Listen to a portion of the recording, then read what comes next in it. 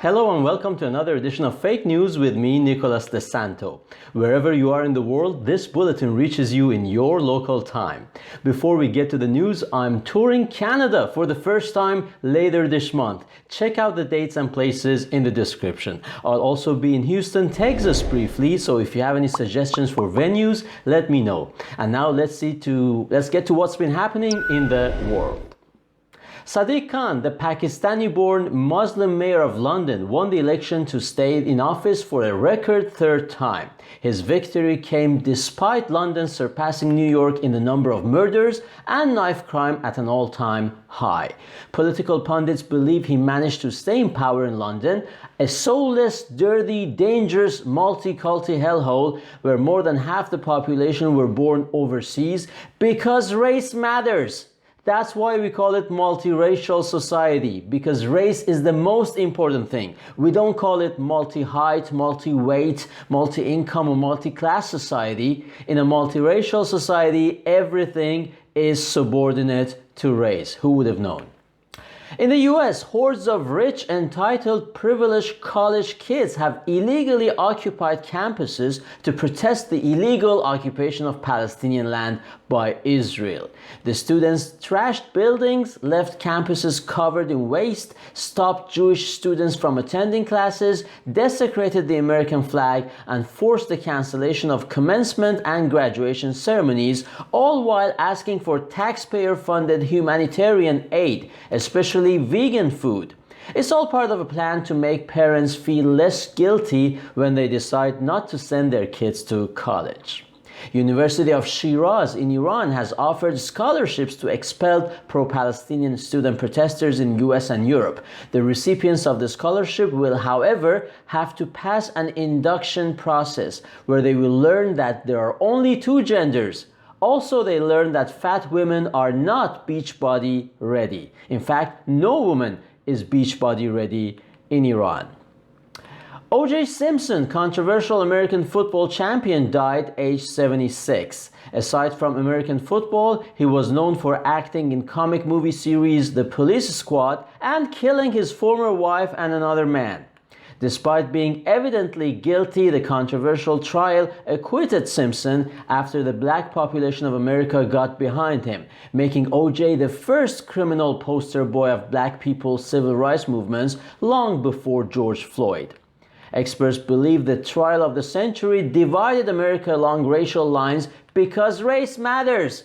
That's why we call it multiracial society, because race is the most important thing. We don't call it multi-height, multi-weight, multi-income or multi-class society. In a multiracial society, everything is subordinate to race. Who would have known? We just covered this, remember? Back in Europe, NatCon, a conference for prominent nationalist conservative leaders from across Europe, was shut down in Brussels by the local authorities. This was the first time the lefty globalists suppressed freedom of expression since hate crime legislation in Scotland, two-tier policing in England, debanking truckers in Canada, big tech snooping on people in Germany, 3 a.m. postal votes for Biden, Hunter Biden laptop cover-up, Russia hoax, deplatforming opposition at universities all over the West, and a bunch of other stuff. Experts believe the reason for all of these violations of free speech is that good guys won the Second World War.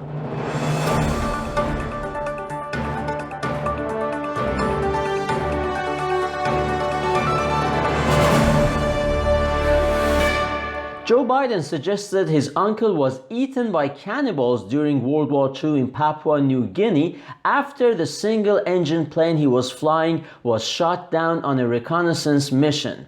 Pentagon records contradicted every element of Biden's story. It turns out the plane was not a single-engine one, it was not on a reconnaissance mission, it was not shot down, and the president's uncle was a passenger, not the pilot on that flight, and he wasn't known to have emerged from the wreckage to be later eaten.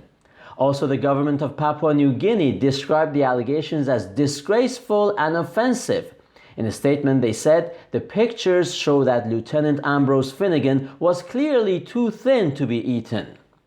There's a good explanation for what mainstream media describe as Biden's propensity to exaggeration. He's a shameless liar. That's what it is.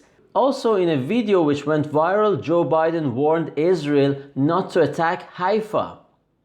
And I made it clear to Israelis, don't move on Haifa. It's just not, I mean, anyway, I just, look what we did recently when Israel was attacked. Biden then went on to ask Russia not to attack St. Petersburg and France not to attack French Caledonia. Democrats insist that despite repeated gaffes, Biden will still run for president because their alternative is this. So I think it's very important, as you have heard from so many incredible leaders, for us at every moment in time, and certainly this one, to see the moment in time in which we exist and are present, and to be able to contextualize it, to understand where we exist in the history and in the moment as it relates not only to the past but the future. That was the second in command with what experts describe as a word salad. The French Parliament inserted the right to abortion in the Constitution. The controversial move was celebrated by promiscuous, irresponsible, heartless women all over France. The reason the Parliament enshrined abortion in the Constitution is to prevent abortion from becoming illegal again, even after people realize it means killing your sentient baby by poisoning it, crushing its skull, chopping off its limbs one by one, and vacuuming the whole thing with a suction device. Here's a video. Just joking. You don't need a video if you have any shred of conscience, but I tell you what you need to see. My pro-life stand-up routine, the only one of its kind in the world. Over 1 million people have already watched it. Don't miss out. Canadian Army came under fire for unveiling a new logo which was criticized as stupid and plain ugly. Reacting to the criticism, Canadian Army said the old emblem was not abandoned and the new logo was meant to be used just in some communications. Meanwhile, Calvin Klein reassured fans that their shift to ugly fat models was intentional, absolute, and definitive. A charity claimed the British countryside is a racist colonial white space.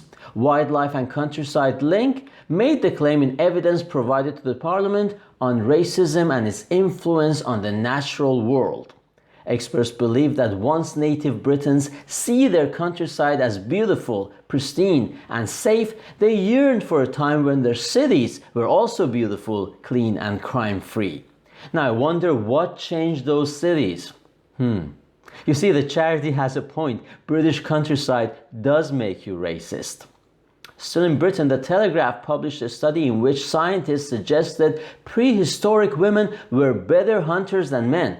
According to Dr. Kara Ockebach, director of the Human Energetics Laboratory at the University of Notre Dame, women were also better at opening jars, debating logically, and maintaining themselves financially after divorce without taking 50% of the man's stuff. And finally, a Spanish couple in tears recounted the harrowing story of being assaulted and gang raped in India after visiting many countries in complete safety, including Afghanistan under the Taliban. This was the biggest blow to the reputation of Indians since Babylon Bee created a meme with Vivek Ramaswamy in charge of the White House 7-Eleven shop under Trump administration. And all that pooping on Canadian beaches, allegedly. Okay, that's it. That brings us to the end of this edition of Fake News with me, Nicholas Santo. Thank you for watching. Please subscribe, comment, like. It all will help me with the algorithm. Check out my shows in London and in Canada in the description section, and I'll be talking to you soon. Until then, take care.